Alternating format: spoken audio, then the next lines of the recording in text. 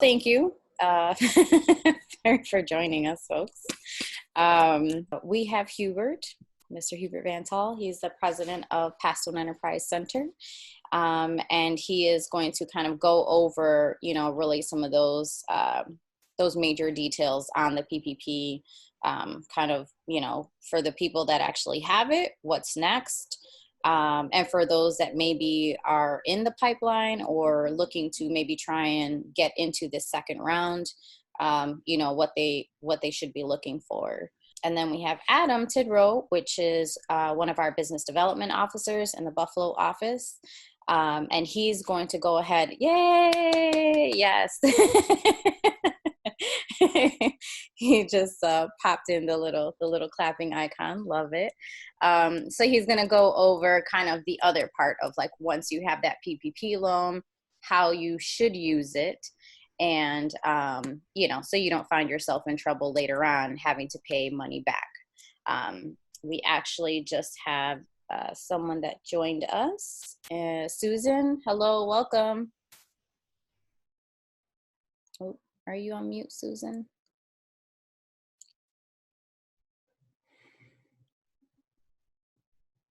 We can't hear her, but she's there. So okay. she's there in spirit. Eventually she'll come through. But yeah, so we'll go ahead and get started with Hubert. So go ahead, take it away.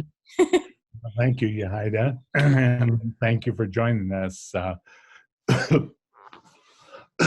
Excuse me.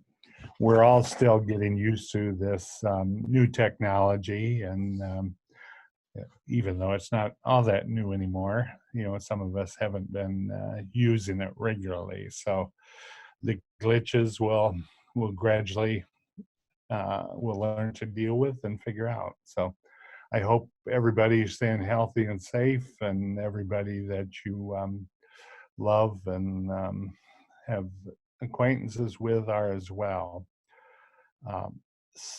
Just to give you some background, our staff has contacted most of our borrowers. We have about 200 business borrowers. 2/3 of them are here in New York and the rest are in Puerto Rico. And from what we've heard so far, more than half were not successful in getting a PPP application into their lender. If you got our communication, you know that we were not an eligible PPP lender in the first round. The second round of the stimulus did allow all CDFIs to become PPP lenders. So I immediately placed our application in again last Friday. Received acknowledgement that SBA had received it, needed us to provide a certification from our attorney that we were not under any enforcement action. We did that on Monday and hadn't heard anything since. So I just this morning contacted my SBA contact, and they contacted back and said, if you were acknowledged, you're in the queue, stand by.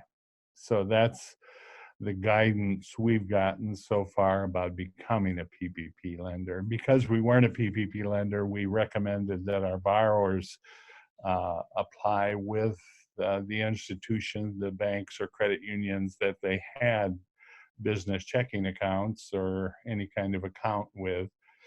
And as far as we've been able to determine, slightly more than half have not been able to make an application. About 20% of them were successful. Another group were in the queue at the time that the first round was cut off, and they're hoping that they will be funded during the second round of PPP lending. So there's still, from our perspective, it looked like the people who are the biggest borrowers from PathStone, probably the largest businesses that we have loans to, were more likely to be successful. But that's not totally the case, but there did seem to be a pattern there. So I think, whether it was the banks cherry picking the larger ones, or whether it's just that those businesses had enough internal capacity, maybe an accountant on staff or whatever, to help them pull this paperwork together, that made it easier for them to be right out of the gate. So we are continuing to contact our borrowers. If we become an approved PPP lender, we will certainly reach out to all of the borrowers who weren't successful in the first round, because I think a PPP loan would be ideal because of the forgivable nature of it. But if we can't do that, we do have a small amount of money set aside for grants for small businesses, and we'll roll out some application procedures for that. I've been hesitant to bring that out too quickly because it is a very small amount of money. We heard from our sister organization in Albany, which has set up a grant program, and they put the application on their webpage last night, and by midday today they had 70 applications. So we don't want to overpromise people when we know we have a very small amount of money to deal with, and we're trying to figure out how to best make use of that to get it to the people who need it the most, who it will help the most, who a small amount of money will be the most helpful for. So in terms of what the loan entails, I think it's, most everybody who has successfully applied probably knows those details, that the forgivable part of it relates primarily to the payroll costs, and you can also have some other specific costs forgiven if they aren't more than 25% more than the payroll amounts, utilities, rent. A few of those categories can also be included. But in our experience, people are primarily maximizing the forgiveness part of this. You can borrow more money, but more money will not be forgiven. So that's something that I think we, as we advise people, ought to make sure that they understand. I mean, it's not a bad deal even if they want to borrow the money, because it's 1% interest for a 2-year term.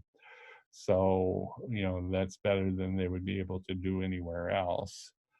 But, that's the current situation. We'll see if in this second round, a pool of 30 billion was set aside, or actually 60 billion, then divided into 2 pools of 30 billion for a variety of smaller lending institutions.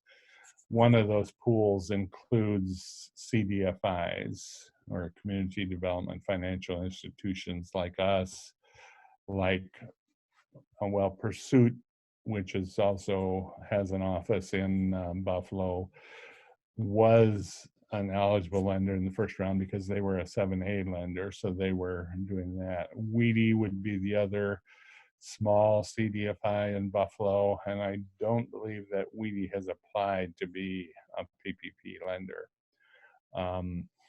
In Rochester, the only other CDFI is the Genesee Federal Community Co-op, and they have been trying to provide PPP loans, but primarily for their own members. So we, when we realized how tight the money was going to be, we immediately checked in with the banks to see which banks might be accepting applications from people who didn't currently have an account with them.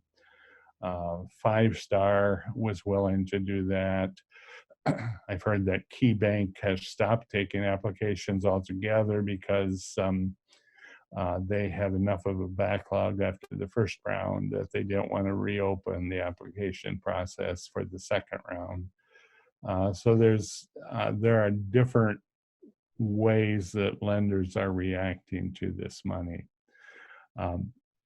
For those of you who have specific questions, or you're dealing with specific questions about your own personal situation, I would encourage you to contact Adam, or we can certainly contract with consultants as well to help people with some of the details of how they should account for this money and what they have to be careful of. Everyone should know that the IRS put out some guidance, I believe it was yesterday or maybe the day before. Typically, with debt forgiveness, that money is counted as taxable income for a borrower, for an individual. The IRS guidance yesterday said that this forgiveness would not be counted as taxable income, but that people had to be aware that any of the costs that this forgivable loan was used to cover could not be charged as expense in the business's taxes in the next year. So all those payroll costs cannot be deducted as expenses in the tax year that you receive this forgivable loan. So again, that's something that you will definitely want to have the advice of an accountant as you go forward to make sure that you don't run afoul of any of those kind of regulations. I think, that's a nutshell what I can provide. If people have specific questions, I'm happy to try to answer any. Thank you, Hubert. And so I guess next up then we have Adam, which is kind of gonna give us the nitty gritty on how you should be using this PPP loan. Again, make sure you're using it appropriately. So, so you don't have the IRS coming after you after the fact saying that you owe them some money. So Adam. Yeah, well, hey everybody. I think I know everybody on the screen there. So I will share my screen. Let's see right here. And yeah, so a couple of things I wanted to touch on. And David, feel free to interrupt me with any other tips you would give. For anybody who gets these PPP loans, you need to be careful about how you are managing expense, just in terms of the documentation of it and the accounting for it.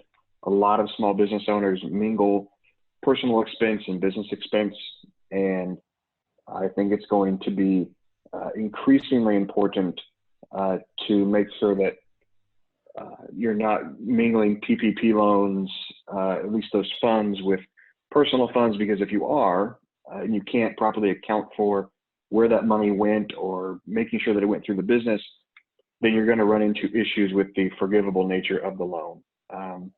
Anything that's not properly used you'll have to pay that back. So I was talking to a business owner the other day, and they asked me about that. And I said, it's the difference between using the business debit card to pay your personal mortgage and taking a paycheck from the business and then taking that check, depositing it into your personal account and paying the mortgage. Even though the money is still going to the same place, you need to run it through some kind of record keeping system so that auditors and the Fed can see that it went to the business first and then to you in a proper manner. The next thing we want to talk about is, how do I make the decision to reopen? And if you guys have any questions as we go through this, please stop me. Please, just interrupt. That's totally cool. So deciding, how do we decide to reopen in the time of COVID? How do we make those decisions? What should we be weighing those on? And I think the first thing you have to look at is, what does the law say? And we can send out these links, or I'm even okay sending out this presentation if we need to. But you can see there's federal guidance, state mandates, and then local ordinances that you should be following as a business owner. And you know, federal guidance right now is pretty standard, and you know, there's not a whole lot of federal law, at least. It says, you know, you have to stay in your house. That's more given, that power is given to the states, and every state is a little different. While New York is still pretty strictly locked down, I know that Indiana is starting its, I'm from Indiana, so I keep up over there, but I know Indiana is starting to kind of thaw out, and they're loosening some of their travel restrictions right now, which means that certain, you know, more travels allowed. And then within, I think, 10 days or 2 weeks, they're going to start opening places like salons and services like that. Little, you know, those personal services, those businesses are going to be able to open. So within New York, just watch the state, listen to the governor, and then locally, there's a great FAQ sheet that the city of Buffalo has put out, and we will send everybody those links, because those guidances are going to be updated fairly regularly, really every day or so. Certainly every week or two, you're going to see new guidance, or at least new statistics to go along with those guidances. One thing we've been asked about a lot, and I'm not an attorney, so that's my disclaimer. I'm not an attorney, so don't take any of this as you know, set in stone. But talked a lot about liability. You know, can I be held responsible if an employee is infected with COVID because they are called back to work? What about a customer or a vendor?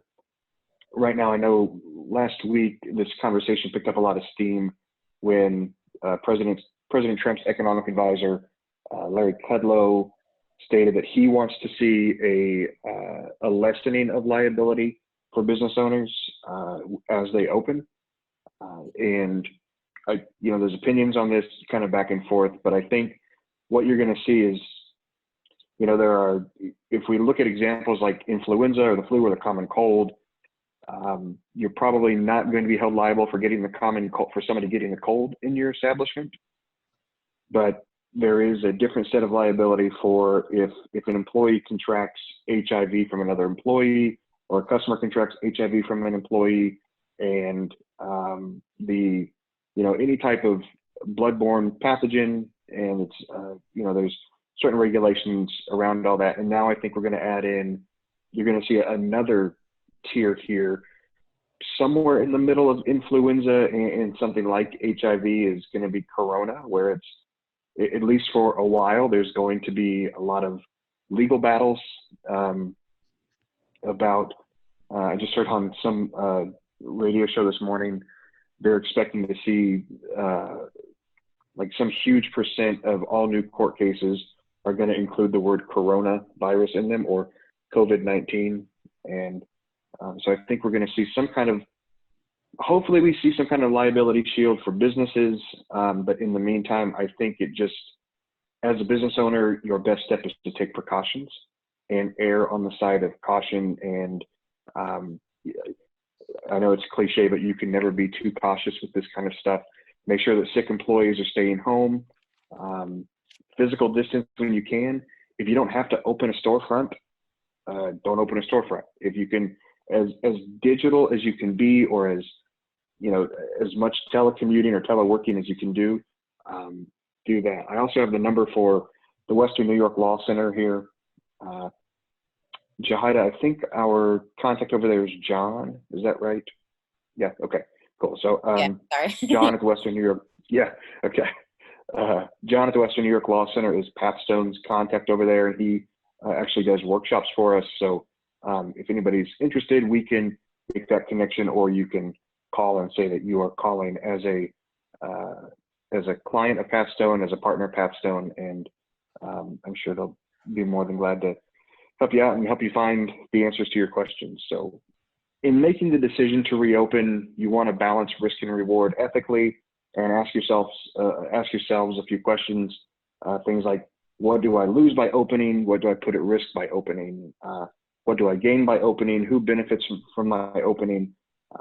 And really think through this. And these are all fairly common sense questions, but I know in times of crisis and in times of chaos, we tend to there's a lot of black or white. You're either overly cautious, or you are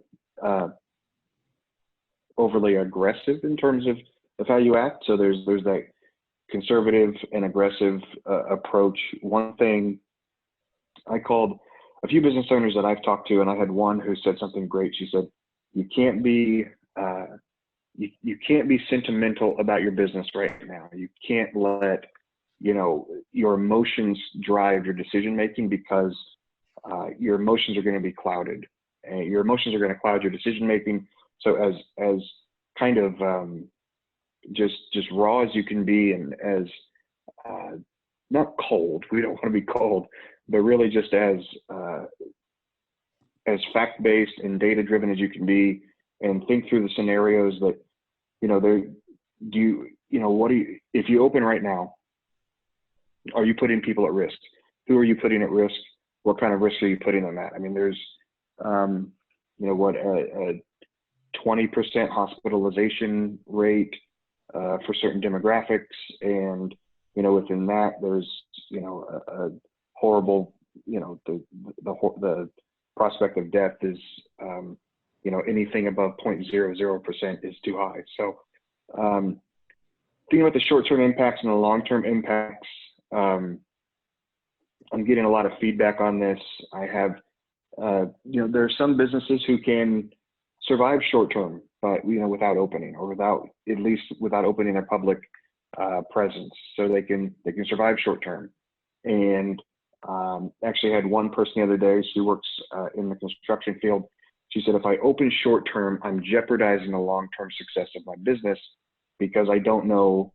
If I open short-term, I'm going to be hurting my employees. I'm also going to be projecting a certain reputation, changing my reputation, that maybe I'm not acting as carefully as I should in my field. And again, it's going to be industry specific. It's going to be specific to your community, where you are, and who your employees are. So in making that decision, it's you have to make the decision yourself, but you don't have to be alone when you make that decision. You need to talk to others, know the values you're basing that decision on. What are your values? How much of this is financial? How much of this is based on the human element? And how are you? I think this is the whole question right now. Is I need to get back to work, so my family and myself, for us, so we can pay our bills. I also need to get back to work so my employees can come back and pay their bills. While at the same time, if I bring my employees back to work, I'm jeopardizing their health. I'm jeopardizing customers' health. And then on a larger scale, you're jeopardizing your community's health. So understand your values and what's important to you. Know your needs. If you absolutely have to open to stay afloat, do it in a measured way. Know your risk appetite, and then collect all the information and data you can, and then make a decision. I think a lot of us get stuck in analysis paralysis, where we think through the problem so much that we kind of get lost in understanding what the problem is before we, and we just stay with, here's the problem, and we don't know. We never really make a decision. So in my opinion, this is my opinion, the only thing worse than a bad decision is making no decision, and just kind of, not knowing what you're going to do throughout the process. Having some kind of game plan, even if you have to change that game plan every day or every 2 days or every week, having some kind of plan is helpful, and if nothing else, it'll help you sleep at night. One thing we do want to touch on quickly, and again, this is all projection, fall and winter of 2020, we need to be prepared that the virus will come back in some way. We're talking probably early fall and then into winter, the virus will come back to some degree. and we will most likely in larger cities be faced with more lockdown or shelter-in-place orders and more physical distancing issues. So we want to make sure we're preparing financially for that. Save everything you can. You know, there's always time. You know, there's a season for everything. Is this the season to invest in, you know, large equipment? I don't know. It's going to depend on your business. Is this the season to go on a hiring spree and hire people when we know that you know, within a few months we're going to have to pull back on our operations, and then we're going to see more furloughs or layoffs or schedules cut, and that goes right into the non-financial resources and how to prepare those things: your people, your inventory, your space. Is there retrofitting that you need to have done by a certain time so that you can properly weather this storm when it pops up again? I know that there's a lot of businesses, a lot of restaurants and things are now doing more. I saw a story this morning where there are places in the Midwest, I can't think of the real term, but like a sneeze guard. They're implementing more sneeze guards at the checkout counter, so there's a greater barrier between the customer and the employee. So there's things basic like that can help you weather the storm when it comes back, and maybe you wouldn't have to shut down quite as much, but or for as long. So that's all I have. If anybody has any questions or suggestions on, or wants to share how they are making their decisions, we'd love to hear that. And if you guys have any questions about PPP or about how to reopen or about lending or needing some technical assistance as we move forward, please give us a call. We will hook you up with either with ourselves or with the best business people in the Buffalo area, including David. All right, thank you, Adam. So I guess, you know, again, we're kind of opening up the floor. Anyone have any questions? Is there, you know, do you agree with the information? Do you feel like there's anything that, you know, maybe could be done differently? And if not, you know, like Adam said, kind of tell us, I guess, your experience. I know, Michael, you mentioned you're kind of in the process with the PPP loan, if I'm not mistaken. So I guess maybe, you know, if you kind of agree with everything that has been said thus far, maybe you can tell us about kind of your experience just in applying for the PPP loan, and you know, what you're looking to do, like what next steps you're looking to take, considering maybe some of the things that were mentioned today. Sure. Well, as far as the PPP loan, I had a little bit of trouble. I applied through Citizens Bank, and we've had business accounts with them for a while, for I think over 10 years, I want to say. So we've had a relationship with them for a long time, and I'm not sure if that helped, but I did have some trouble as far as the site being a little overloaded when I first did it. And I think there was an element of luck for me too, because I applied about halfway between when they opened it, when the SBA opened the PPP applications, and then when they ran out of money. I was about halfway in between. And I think I just finished the application and submitted it when it wasn't even 2 or 3 days later when the announcement was that they run out of money. So I just skated in there. So I to be blunt, I don't know what the exact success factor was, other than it wasn't right up at the last, you know, minute. And in fairness to people applying, then nobody knew the money was going to run out, right? So I think it was just a timing thing, and then maybe a history of the relationship with the bank. But I maybe that isn't a factor. One thing I did want to support is what you guys are saying about the ethics factor of, we're all under this financial pressure to open. We all want to open. For my business, with providing custom prostheses and clinical treatment for people who are missing part of their face or body, we're very particular about the appearance. So in person is always better for us. And at the same time, we would, with COVID, in person puts a healthy person at risk. With our patients, a lot of them are immunosuppressed. So the guidance coming from our profession, from the governing boards of our profession, are saying emergency only. So it's this tricky balance of, we don't want everyone's already self-isolating. We don't want people with facial and body differences to become even more isolated or suffer depression at home from going without. What we've been able to do to adapt is I can mail out prostheses from patients who have already come through. So if we already have their custom molds and that kind of thing, we can just repack and send. It's not perfect, but it's just something.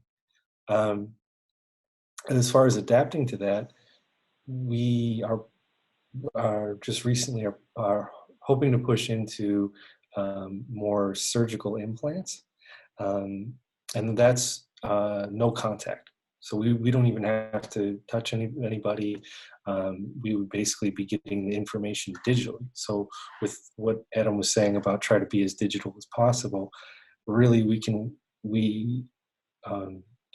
work digitally almost entirely. I handle part of it, and then I send, once I have something complete here, I would send that over to the UK, and then it will be produced physically there and then sent back. So they're really, in terms of adapting, what I'm actively pursuing is how can we take what we already have as resources and skills and then apply that to no contact scenarios. Because, as Adam mentioned, there's the long-term outlook for all of this is pretty unpredictable. So, not to sound cynical, but I would like to plan for worst case scenario, but then have it be a best case scenario instead. So, yeah, that makes perfect sense. And I guess in the meantime, with the clients that you have kind of been working on this, virtual kind of contact, things like that, what kind of feedback have you gotten from them? Like, are they, kind of, obviously, it was less of a choice. This is more, kind of mandated. But do they feel comfortable that they can kind of speak to you from the comfort of their own home? Or, would they, even if it wasn't mandated, would they want something like this moving forward? I think they appreciate really my preference for when it comes to reaching out to clients and patients is phone. Just pick up the phone and call them, because emails or texting is kind of, it's good, but it's the phone really makes a difference. And so with it, I've been calling them. They really appreciate it. One thing that we is becoming our signature here is just that personal touch, just going the extra mile, making sure they're that they're doing okay. And so with it, one thing that does work is just troubleshooting over the phone. So if a patient has a silicone prosthesis and they're having trouble getting the adhesive correctly, making sure it's retained properly, are they cleaning it properly? Just maintenance stuff. So in terms of product terms, maintenance, usage, that kind of thing, troubleshooting. So I guess, not to oversimplify it, but we're really doing a lot of client outreach by phone, and that really seems to kind of secure things. Gotcha. Okay. Michael, can I ask you a real quick question on how you went about applying for the PPP, can you talk about maybe some of the documentation you used to support or prove your the amount you were looking for, kind of that payroll amount? What kind of documents you used? Yeah, last year we had a couple of employees. We were still doing a different type of business.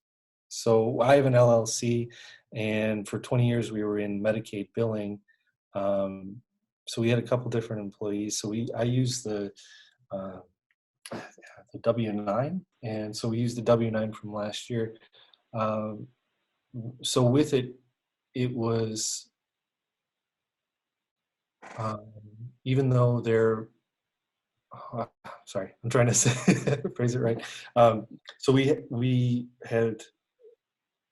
shifted the who we're actually employing from last year to this year, but it was still the same number of employees. So with it, the W-9 that we used for last year reflected when we were in a different market. That's what I'm trying to say. And then that seemed to that's what we used, was the W-9. And then I also, because it's not a big business, I also used some of my own personal bank statements as well. So I kind of overloaded them with information. I used the W-9 and a bunch of my statements. So I think I uploaded about 5 different PDF files. Okay. Just to kind of, I think just to, it might have been overkill, but it was basically just, I figure it was better to burden them with more information than they needed rather than. Yep. We help, most of our clients are nonprofits, and we help 3 of our nonprofit clients secure PPP loans. We just got word that the 3rd one was funded today. And what we found, the first one, we submitted documentation. We got a report from Paychecks, who does the payroll for this organization, completely unsolicited on a Saturday night. They just sent it out, and it had the entire layout of the payroll taxes, the salary.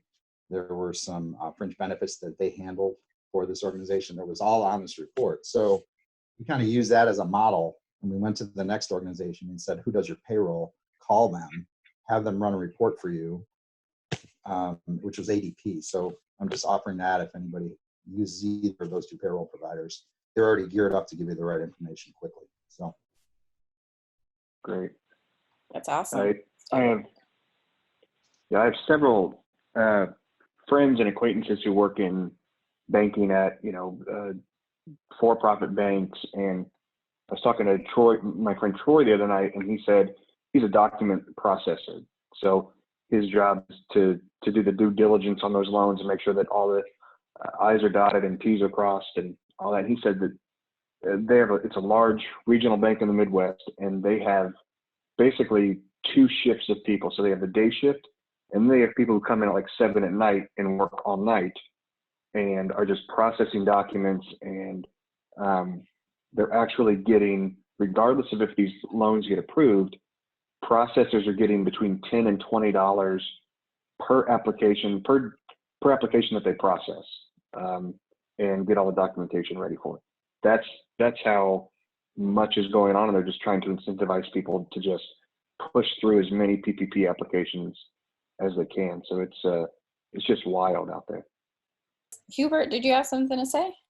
Well, I was going to ask David a question. Since you've dealt with nonprofits, PathStone Corporation, our parent, has more than 500 employees. So we, as the Enterprise Center, which is a smaller affiliate of PathStone, and we have 13 employees, we thought of applying separately. We have a separate 501c3. We have a separate documentation with the state.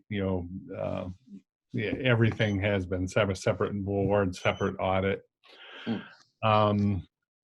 But the SBA regulations say that SBA loans may not be made to a business whose primary business is financing. So as the Enterprise Center, wow.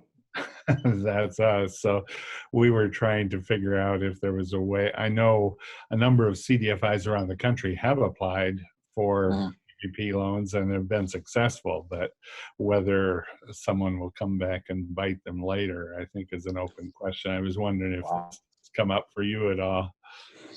That has not. The three nonprofits are in legal services, the arts, and social services. So it hasn't, and they're not big enough. You know, we haven't crossed that we hadn't had the 500 employee discussion or affiliate discussion or anything like that. So I noticed in the chat box you said something about E County having something too.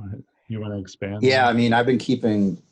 Adam you guys have done a really nice job laying it all out. So kudos to all of you for putting this together. But I've been keeping tabs on what Mark Polencar from the Erie County exec is saying and directing people to do. And a couple of weeks ago, when they shut down a couple of restaurants that were holding secret happy hours, I knew they were serious. So it's something state and the county.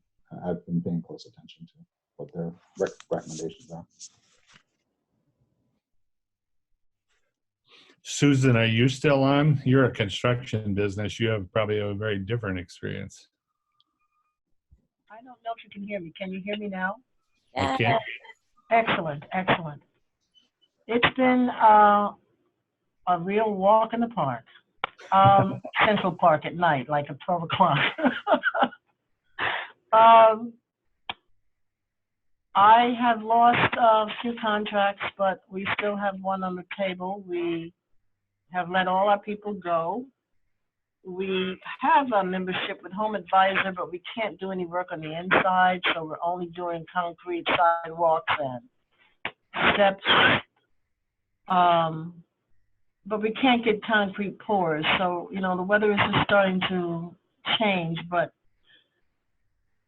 we're still here. We're really taking it one day at a time. Our people have applied for unemployment. Not sure what hit the account this week. I have to get back to the banker, but it was the end of the month and I was pulling everything over, finishing up some supply projects that we were finishing up here in Erie County. So I have it on my schedule to talk with my bank, M&T, and find out what hit my account. Something did hit my account. I don't know what it was. I just really didn't have a chance. I remember filling out something for I think it was the EIDL, not the PPP, although I tried for the PPP, but until I talk with Zachary at the bank, I won't know what it was.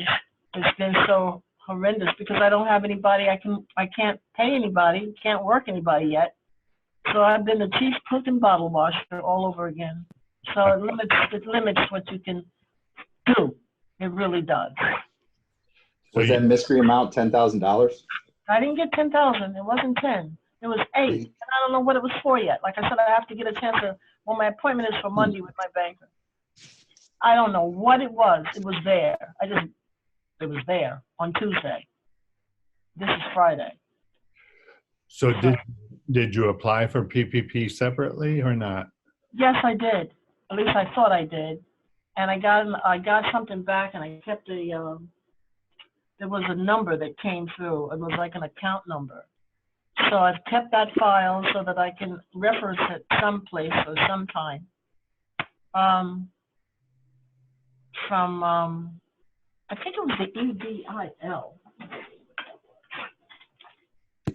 EIDL. Probably. EIDL. Mm-hmm. EIL, yeah. Is it EIDL? Yeah. Mm-hmm. Yeah. I think that's what it came from. Even because it says, yep, I submitted an application for the EIDL. That's what it was. And I have an application submitted number. So I kept a copy of that. And then I also applied for the PPP. But I don't know what happened with that one. So that's why I said I don't know what it was that hit my account. So Monday I talk with Zachary and I'll find out then. Okay. All right. I suppose anyone else, any last comments or anything before we kind of wrap up? Well, I think we have somebody on the call who's about to be a college graduate, what, this week or next? Is that right, Brittany? She's on mute, but Brittany's graduating from Buff State, I believe, this month. So kudos to Brittany. Congratulations. And thank you for all you've done for Pecky and continue to do for Pecky. And Thank you so you've been much. you're an integral part of the team. Thank you. Very much so. Thank you so much. Yeah. I appreciate it. Yeah. Yeah. And Today Brittany's I just got down in the Bronx. Yeah. Oh, go ahead. I said today I just got my cap and gown for the graduation that's not even happening, but you know, it's still motivation to, like, you know, finish off strong. So I cannot wait just to be That's like, great. I did it. You'll have Yeah. to send us a picture of you wearing your cap and gown. Yep, I'm gonna take a lot of pictures. I'm gonna have a whole graduation picture, like a whole thing. I'm gonna do everything, like as if I was having a whole graduation. I'm gonna get dressed up and everything, have my makeup done, my hair, everything. I'm gonna go all out.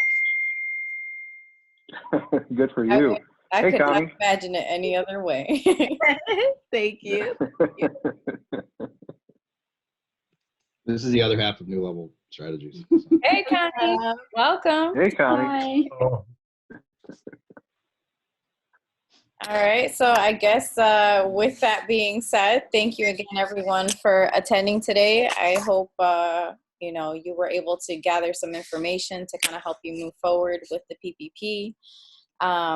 The only other things I guess I would have to mention is, we're looking to do another forum in about 2 weeks. We're kind of doing them bi-weekly at this point.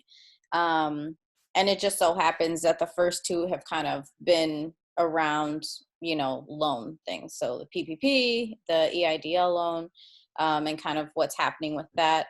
I'd like to say that, we can kind of schedule the next one. We can schedule the topic at least.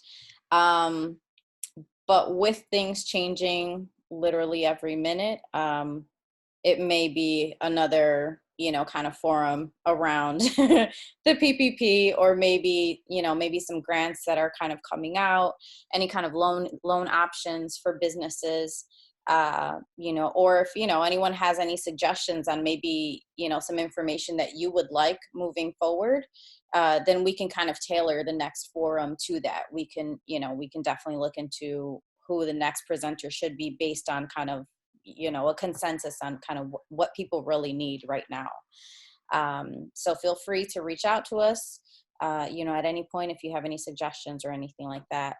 The other thing I'd like to mention is we are finally going to have our BizUp Buffalo survival kit that's going live on Monday.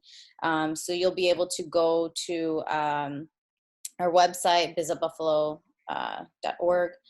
Right? BizUpBuffalo.org. Yeah.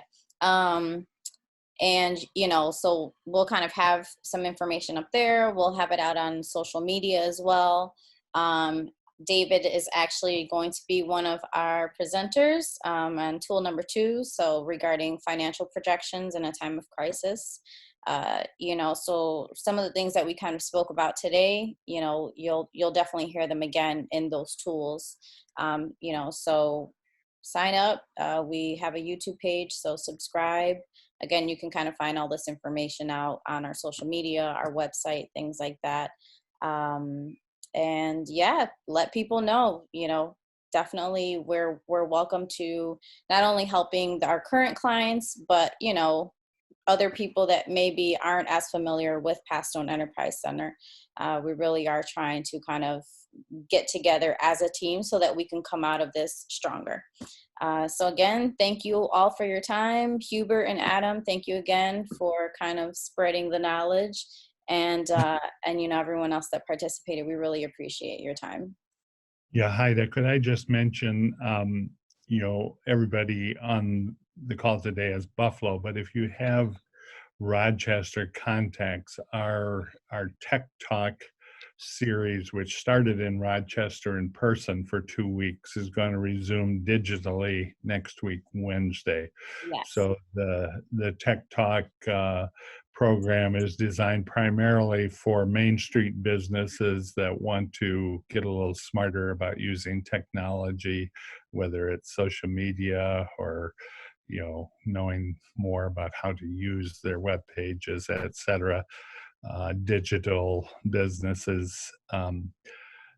That is going to be next week, Wednesday, Yes. third session, and the fourth session the Wednesday after that. From I think it's 5:30 till 7:30, I believe is the time frame. So And you can certainly maybe 6 to 7:30, if I'm not mistaken. It's on Eventbrite, so you can register through Eventbrite, and it's for the 6th and the 13th of May. You're correct. Okay, thank you. Thank you. All right, guys. Well, again, thank you for your time, and we will see you on the next forum. Thank you. Thank you, guys. Thanks, guys. Thank you. Good night. Thank you.